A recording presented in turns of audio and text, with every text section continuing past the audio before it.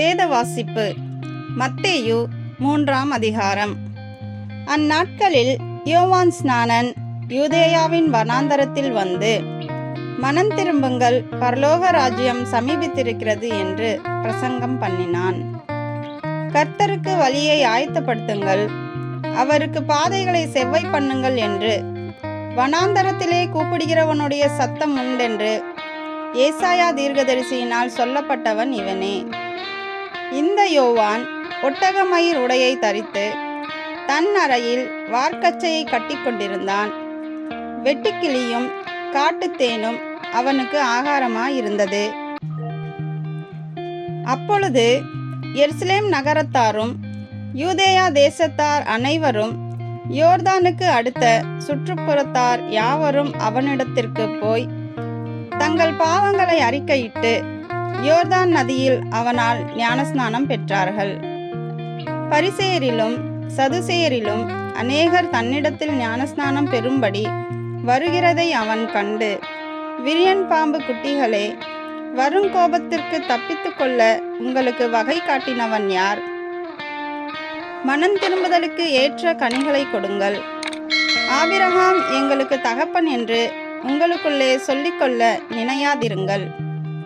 தேவன் இந்த கல்லுகளினாலே ஆபிரகாமுக்கு பிள்ளைகளை உண்டு பண்ண வல்லவராயிருக்கிறார் என்று உங்களுக்கு சொல்லுகிறேன்.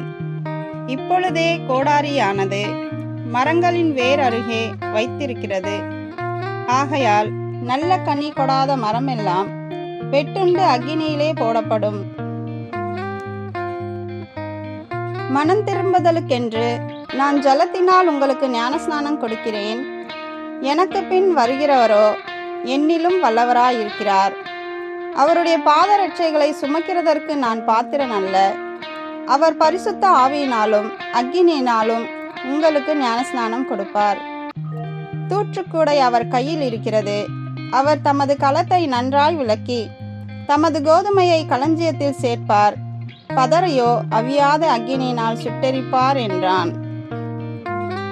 அப்பொழுது யோவானால் ஞானஸ்நானம் பெறுவதற்கு இயேசு கலிலேயாவை விட்டு யோர்தானுக்கு அருகே அவனிடத்தில் வந்தார். யோவான் அவருக்கு தடை செய்து, நான் உம்மாலே ஞானஸ்நானம் பெற வேண்டியதாயிருக்க நீர் என்னிடத்தில் வரலாமா என்றான். இயேசு அவனுக்கு பிரதியுத்தரமாக, இப்பொழுது இடம் கொடு, இப்படி எல்லா நீதியையும் நிறைவேற்றுவது நமக்கு ஏற்றதாயிருக்கிறது என்றார். அப்பொழுது அவருக்கு இடம் கொடுத்தான். இயேசு ஞானஸ்நானம் பெற்று ஜலத்திலிருந்து கரையேறின உடனே இதோ வானம் அவருக்கு திறக்கப்பட்டது. தேவ ஆவி புறாவை போல இறங்கி தம்மேல் வருகிறதை கண்டார். அன்றியும் வானத்திலிருந்து ஒரு சத்தம் உண்டாகி, இவர் என்னுடைய நேசகுமாரன், இவரில் பிரியமாயிருக்கிறேன் என்று உரைத்தது.